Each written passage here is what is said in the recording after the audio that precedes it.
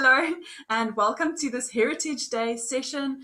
And I hope that you have been making some time to rest, to recuperate, and maybe have a braai tonight. Because really, it is about making sure that we are taking some time to refresh ourselves, right? And if you've been listening into our sessions the last little while, you should have heard that message loud and clear. We've been talking about burnout and all sorts of things like that. But we're not talking about braaiing and family today, unfortunately. We are talking about hashtag productivity yet again. And what we want to talk about today is looking at a few different communication methods, because I think it's important for us to realize that there are a lot of options available, right? And you might be aware of some of these tools, but sometimes these tools have different purposes. So we need to be aware of what those are to be able to determine which one is the right fit for our business.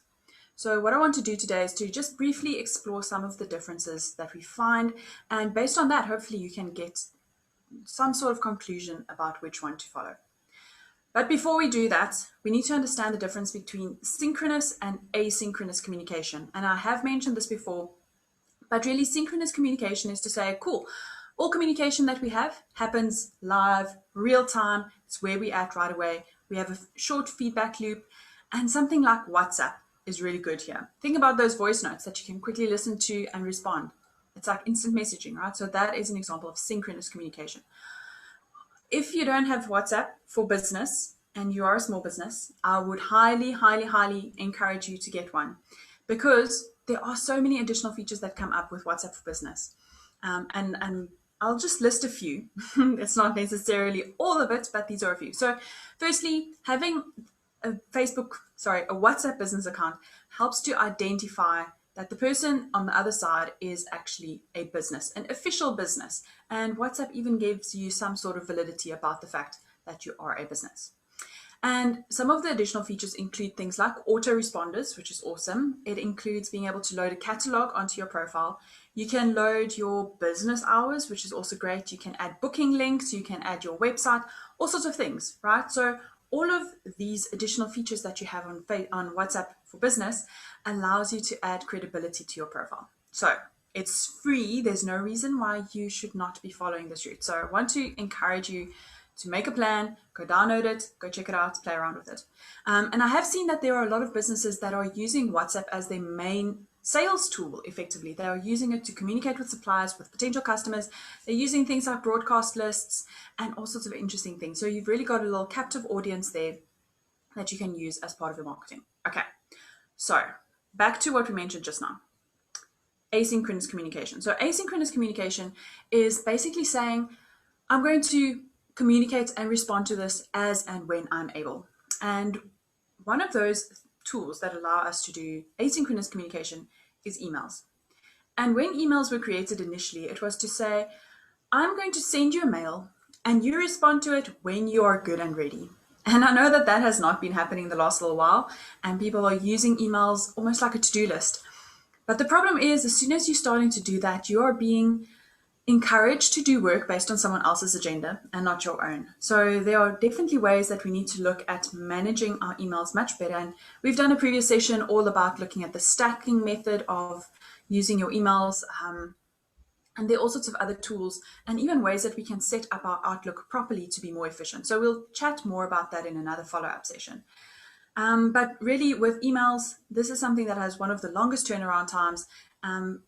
But what is a great benefit is that it allows us to be able to upload all of the resources that we need. Just think about all those attachments, think about being able to do meeting invitations. The integration that comes with emailing is fantastic. Okay. But as I said, we'll look more at that in due course. The third tool I want to mention, and I'll do a little screen share just now, is Slack. Now, Slack is basically a combination between WhatsApp and email. It can be used for immediate communication because you can do one-on-one chats, but it can also be used for asynchronous communication, which means that this is especially helpful for teams that might be working either remotely or globally. Now, there are other tools that are similar to Slack, but I just want to focus on this one for today. It's effectively a communication tool that allows you to talk directly one-on-one with someone else or within a team, and it helps you to categorize your conversations and what they call channels.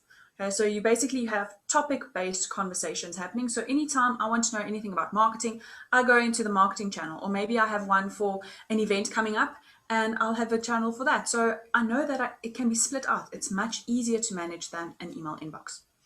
So it doesn't only allow messages, but it also allows us to do transfer of files, to do calls, and over and above that, it allows you to integrate with a whole lot of different tools. Things like Trello, your emails, Zoom, Dropbox, and a whole lot more. So what I want to quickly do is to share my screen here, and I just want to take you to the landing page for Slack. Just one moment, here we go. Okay, let's try again. Technical difficulties. No, I'm kidding. There are no technical difficulties. There we go. Okay, so this is what we're looking at when you end up on the Slack landing page. Okay, so you can see it's for free. There are a lot of features and functionalities that you can use even on the free version. It limits you in terms of the number of messages that you can see and maybe in terms of the size of your team. Okay, but it's really great. You can see, yeah, it's a better way to communicate. You can see some examples of the channels.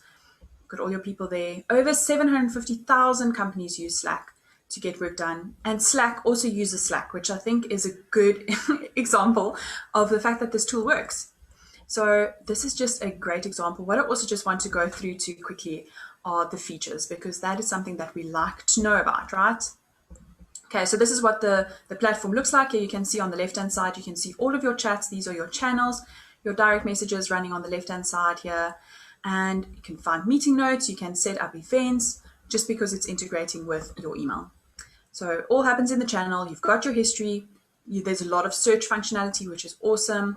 And you can include other people on the platform as well. For example, I've got Slack, and I've included my marketing person, my admin person, my video editor. All of them have been loaded onto Slack, even though they are not internal to my business.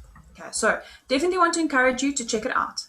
But at the end of the day, here you'll see over 2,200 different apps and integrations. You can build in workflows. There's a lot. Okay, so go check it out.